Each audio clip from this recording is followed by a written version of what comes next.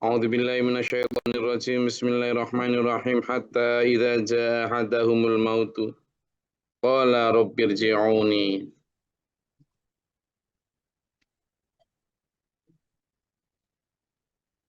Mati itu fakta yang paling nyata di antara semua fakta di dunia. Pekerjaan belum pasti, rezeki belum pasti, jodoh pun kita tidak tahu, kesehatan pun tidak tahu, tapi yang pasti terjadi adalah mati. Ya.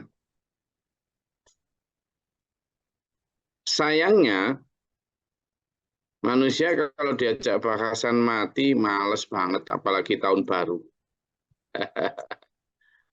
Apalagi tahun baru. Waktunya mencanangkan ambisi-ambisi baru, gitu ta. Waktunya membuat timeline baru. Padahal justru kematian ini harusnya memacu dan memicu kesemangatan baru. Jadi bukan kok ingat akan kematian atau diskusi dan membicarakan tentang mati, itu lalu membuat orang pesimis, apatis, bukan. Malah justru sebaliknya, bahasan dan diskusi tentang kematian yang benar itu justru memicu dan memacu orang untuk lebih produktif lagi di dalam hidupnya. Lah kenapa? Ya ini, ayat ini.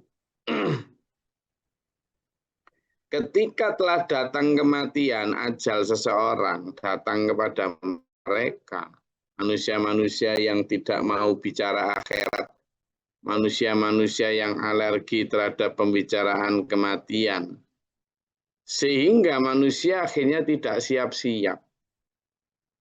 Mereka selalu ada di zona nyaman yang merasa bahwa semuanya baik-baik saja. Everything okay. Padahal sangunya masih dikit. Padahal dosanya masih banyak. Nah ini, hatta idza ahadahumul maut, nanti begitu datang kematian, gitu kan, baru mereka teriak-teriak, qala berteriak-teriak ya, Rabbirji'uni, Rabbirji'uni, ya Allah, kembalikan aku ke dunia ya Allah. Kembalikan, bukan untuk menikmati hidup, bukan. Bukan karena ingin lebih lama hidup, bukan. Tetapi ingin membawa semua hasil kerjanya pulang ke akhirat. Ingin memperbaiki amal. Karena waktu di dunia merasa amalnya sudah banyak, ternyata dalam catatan Allah masih kurang. Sehingga ini kalimatnya, la'alli a'malu shalihan fima taraktu. Kala, ya Allah, dulu hari Rabu tanggal sekian-sekian jam sekian, waktunya sholat duha, tapi karena saya malas, akhirnya saya nggak sholat duha ya Allah. Saya tak balik ke dunia untuk sholat duha setiap saat, sebagai bekal saya hari ini. Ya Allah, dulu saya punya uang 200 juta, padahal kebutuhan saya juga sudah cukup, mobil ada, apa segala macam. Ada niat untuk menyedekahkan 100 sampai 150 juta. Tapi waktu itu eman sayang, males, ditunda-tunda. Akhirnya nggak ke bawah ya Allah. Tolong kembalikan ke dunia ya Allah. Saya tak menyedekahkan sebanyak-banyaknya. Jadi sholat pertama ya. Yang kedua tentang sedekah harta. Ya Allah, dulu saya sebenarnya ya punya peluang untuk berdakwah itu. Tapi karena saya takut ya Allah, takut dimarahi, dimusuhi orang, takut dijauhi, didiskriminasi, maka tidak saya sampaikan ya Allah. Kali ini aku bertobat ya Allah, kembalikan aku ke dunia untuk memperbaiki catatan amal baikku ya Allah. Gitu. Apa kira-kira jawab Allah? Jawab Allah ya, ya kasep kamu ngomong gitu sekarang. Kenapa? Karena kata Allah, kala sekali-kali tidak. Faidah, maka innaha kalimatun huwa qailuha. Dia bilang, sekali-kali tidak, sungguh itu adalah dalih saja yang diucapkan oleh dia. Kenapa? Karena wallahu khabirum bima ta'malun. Allah tahu apa yang akan kalian kerjakan. Artinya kalau dilepaskan ke dunia lagi, dikasih kesempatan lagi, bukannya malah mempersiapkan sangu, tapi malah itu tadi, berlomba untuk mencari kebanggaan semu. Jadi itu hanya innaha kalimatun huwa qailuha, kala wes gak. Itu hanya ucapan mereka saja. Nanti kalau benar-benar dikasih waktu tambahan, pertama ya lupa dengan tujuan sangu tambahan tadi, malah dipakai hal duniawi lagi.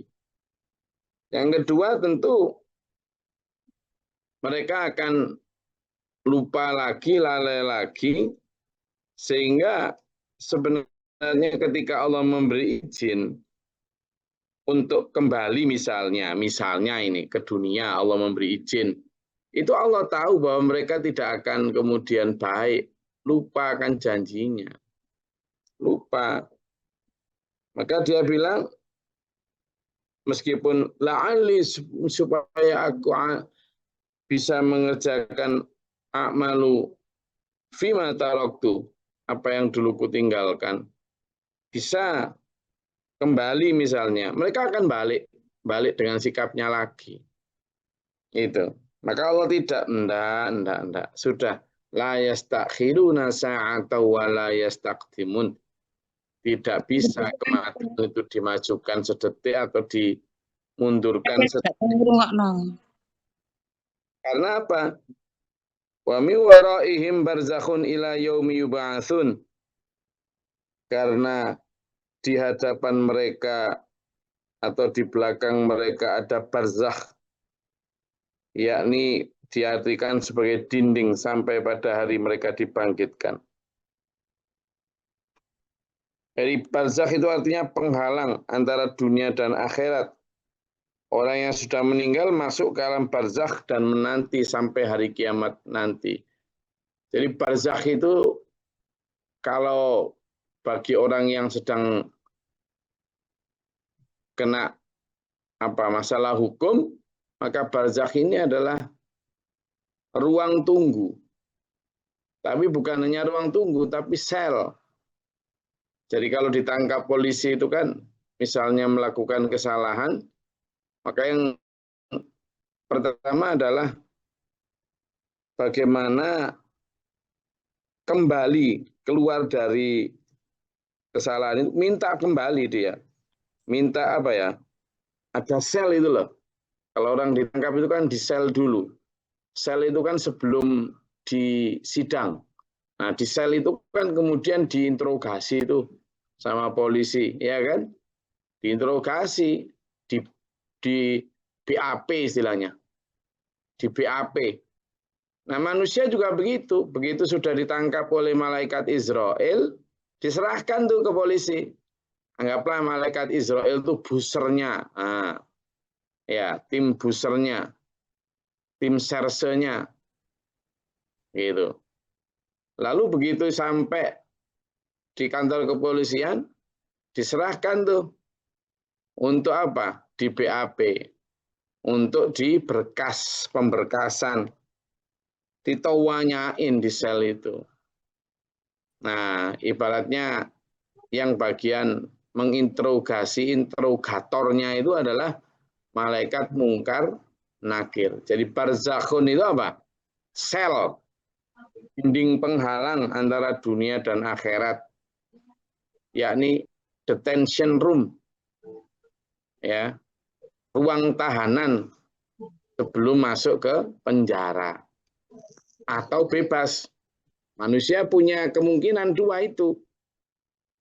Jadi ketika mereka wa mi waraihim barzakhun ila yaumi yub'atsun, sel ini akan menjadi tempat semua manusia menunggu hari kiamat datang. Kalau di dunia ya sel itu akan menjadi tempat sampai menunggu hari persidangan dan hari vonis datang. Nanti kalau vonis ternyata keliru masuk neraka, naudzubillah dzalik, maka segera diserahkan ke penjara. Gitu kan? Kalau penjaranya adalah neraka, diserahkan ke sipir-sipir penjara. Kalau dalam hal itu, sipir-sipir penjara adalah malaikat Malik, malaikat Zabaniyah. Itu. Tapi kalau bebas dari hasil pengadilan itu, ternyata kesalahannya sedikit lebih banyak kebaikannya, maka dia boleh bebas kalau di akhirat bisa masuk surga. Mereka selalu teriak-teriak dulu. Dalam alam barzakh, manusia selalu begitu menggedor-gedor alam barzakh mereka. Rabbirji'uni, Rabbirji'uni, ya Allah, kembalikan aku ke dunia, ya Allah, gitu terus semua itu. Rata-rata begitu dulu. Karena apa? Menyesali kenapa dulu ada dosa yang tidak ditobati. Menyesali kenapa dulu ada kebaikan yang ditunda-tunda untuk dikerjakan. Balik semua, makanya dalam surat Al-Asr disebut A'udzubillahi minasyaitonirrajim, bismillahirrahmanirrahim, wal 'asr innal insana lafi khusr illal ladzina amanu wa 'amilus solihati wa tawassaw bil haqq wa tawassaw bis sabr. Jadi di situ demi masa, demi waktu yang singkat. Lur, saya dan sampean ini waktunya singkat loh. Jangan merasa masih lama. Singkat banget. Waktu asar itu kan waktu yang sangat singkat. Jadi wal asr innal insana, inna ismu taukid, ya kan? Ismu taukid, kemudian al insana, innal insana, lam juga lam taukid tuh. Sungguh fi di dalam al khusr, kerugian. Tapi ada ilah, kecuali siapa? Alladzina amanu. Pertama orang yang beriman betul terhadap hari berbangkit itu. Wa amilus solihah. Dan orang yang beramal soleh. Nah ini makanya tadi saya sampaikan, orang kalau ingat mati itu bukannya kemudian pesimis, tapi justru bergerak cepat, bergerak lebih banyak, upayanya lebih keras, lebih semangat, lebih optimis. Kenapa? Karena merasa bahwa kapanpun seseorang itu tidak ada yang tahu, bisa dijemput maut. Sehingga dia berlomba-lomba dia.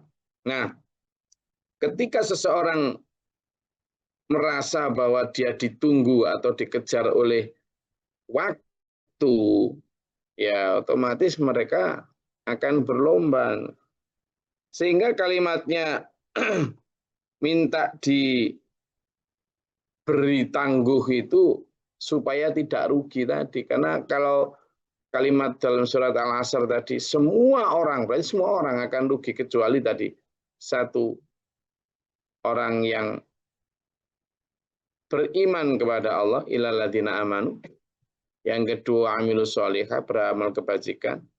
Wa tawassaw bil haqq wa tawassaw bis sabr, dan orang yang selalu saling mengingatkan dalam hak dan dalam sabar. Nah itu nanti yang tidak rugi itu, lor. yang selalu memikirkan bahwa ada alam barzakh, yang selalu mempersiapkan apa yang diperlukan di sana. Dulur, di alam barzakh itu alam detensi. Ketika manusia meninggal, itu kan seperti tidur ya. Jadi kita di dunia ini seperti sedang tidur dan bermimpi. Begitu nyawa dicabut, lalu dikafani, dimandiin, dikafani, ya kan, disolatkan, kemudian dikuburkan. Begitu selesai dikubur, sang pelayat pada pergi, maka malaikat mungkar nakir datang tuh untuk. Tapi sebelum malaikat mungkar nakir datang, ada yang menyatakan ketika seseorang bangun di alam kubur, seperti bangun dari mimpi, bingung dia. Bagi orang yang amal baiknya sedikit, sementara keburukannya banyak, maka dia bangkit dari kuburnya, dari tidurnya, dalam tanda kutip tidurnya, lalu dia mencium aroma bau yang sangat busuk. Apa ini? Maka kemudian dia menoleh, ternyata di sampingnya ada sesosok makhluk yang sangat buruk rupa dan berbau sangat busuk, lalu berkata, aku akan menemanimu sampai nanti kiamat, karena aku adalah perbuatan-perbuatan buruk dan dosa-dosamu. Naudzubillah min dzalik.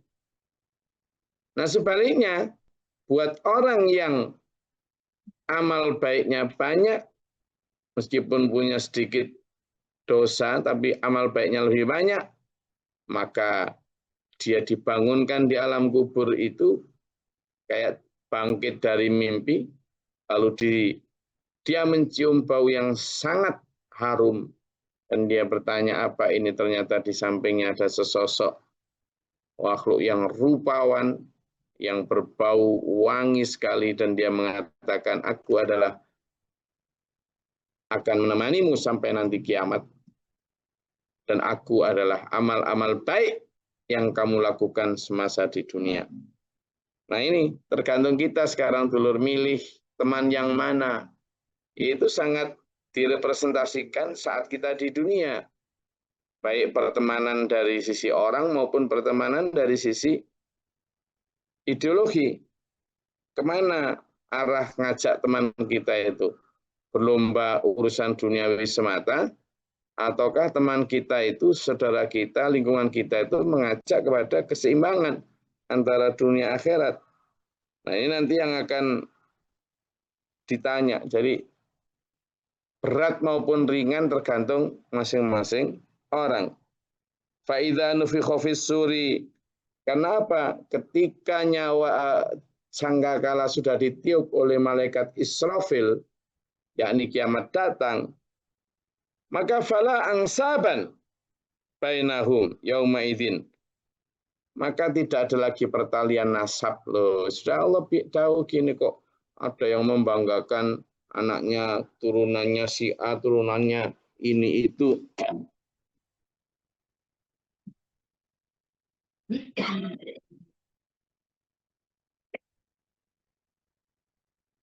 Tidak ada, sudah pertalian nasab itu sudah tidak ada. Dan ini didukung oleh banyak sekali ayat. Wala khullatu wala syafa'ah. Tidak ada lagi pertalian, tidak ada lagi saling tolong-menolong. Jangankan tolong-menolong pada hari itu, yauma idzin.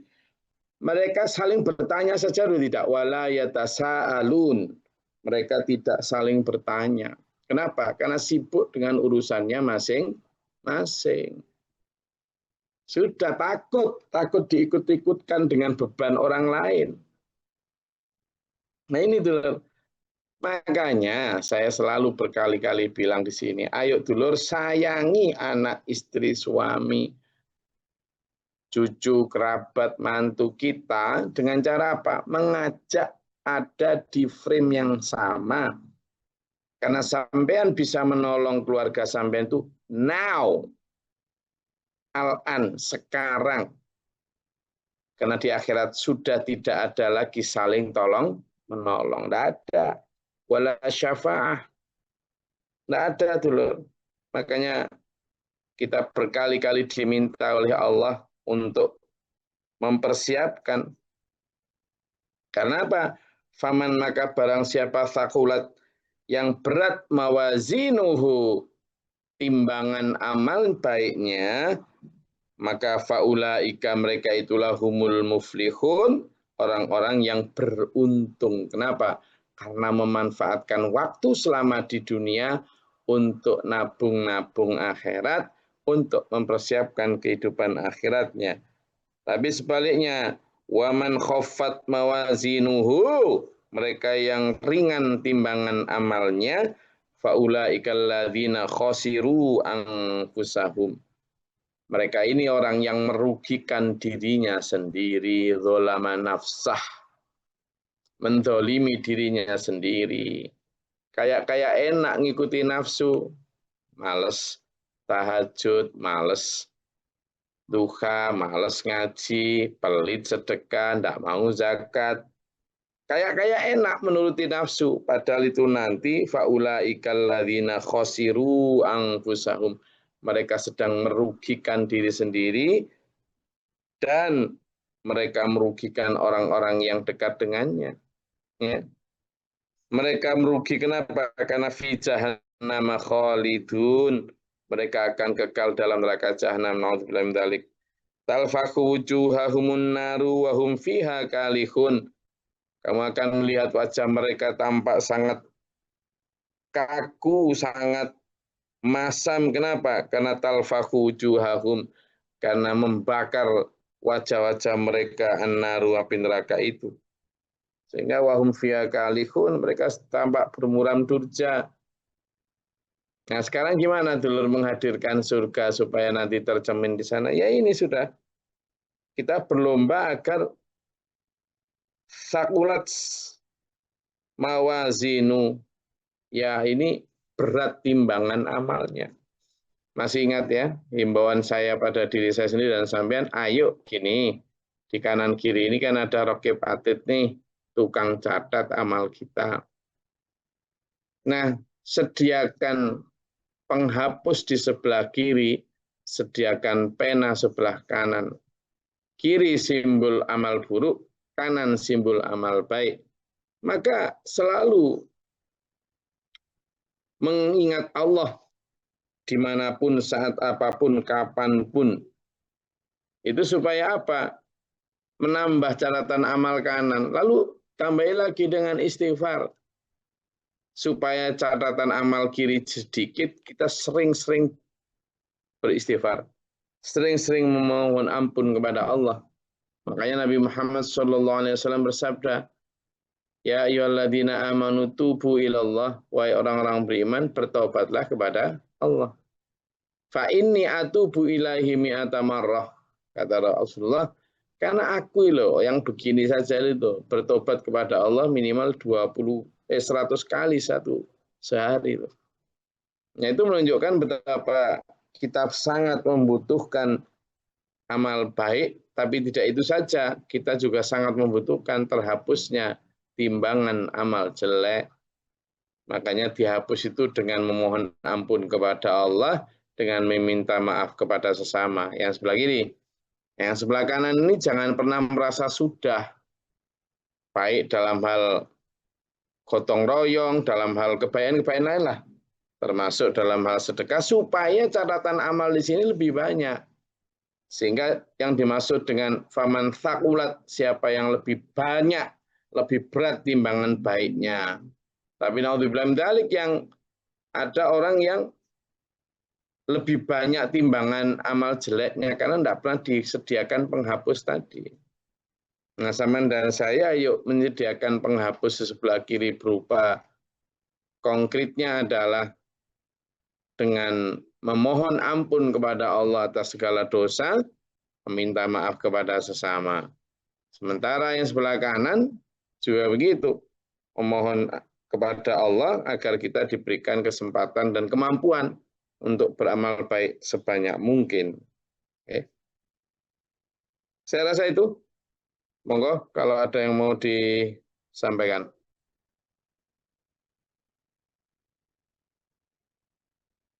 Hari ini hari Kamis, insya Allah kita ketemu lagi hari Sabtu. Besok kita libur. Monggo, ada yang mau disampaikan, silakan.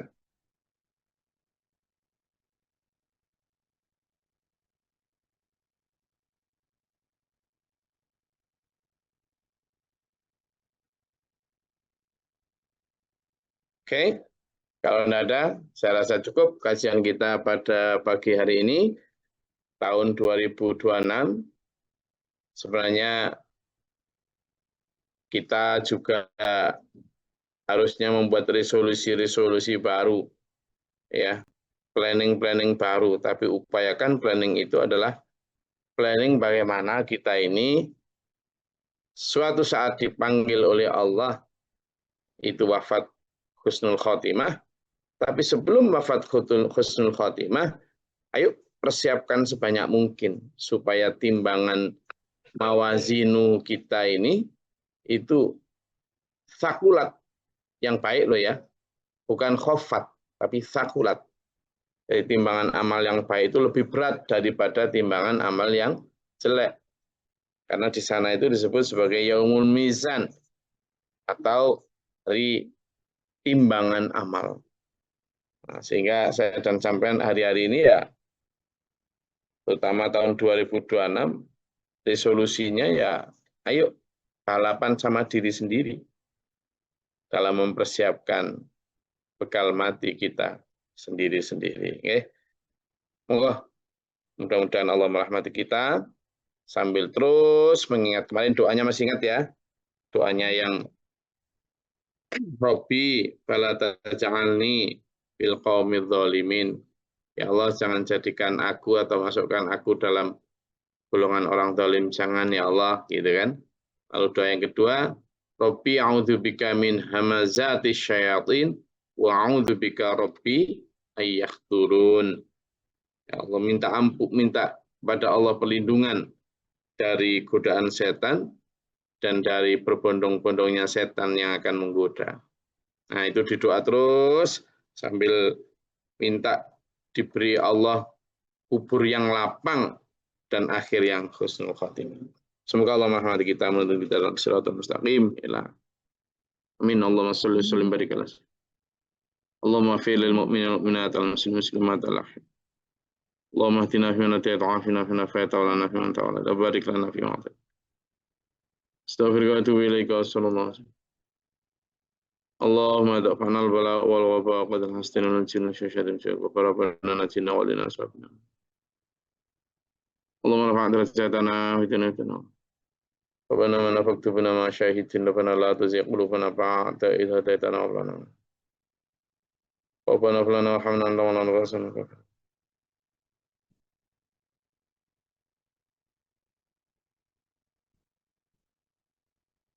ربي أعوذ بك من همزات الشياطين وأعوذ بك ربي يحضرون ربي اشرح لي صدري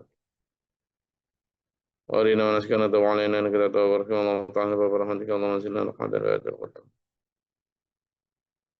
اللهم اغفر لنا سفر وسبب لمن نفعنا من كافر اللهم هذا لسان أشهد أن لا إله إلا أنت أعوذ بك من شر نفسي شر شيطان شرير أعوذ بالله من شر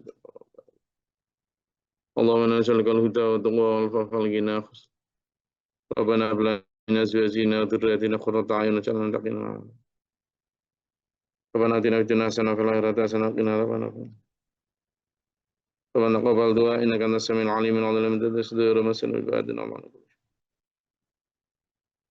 Bismillahirrahmanirrahim. Wassalamualaikum warahmatullahi wabarakatuh. Waalaikumsalam warahmatullahi wabarakatuh.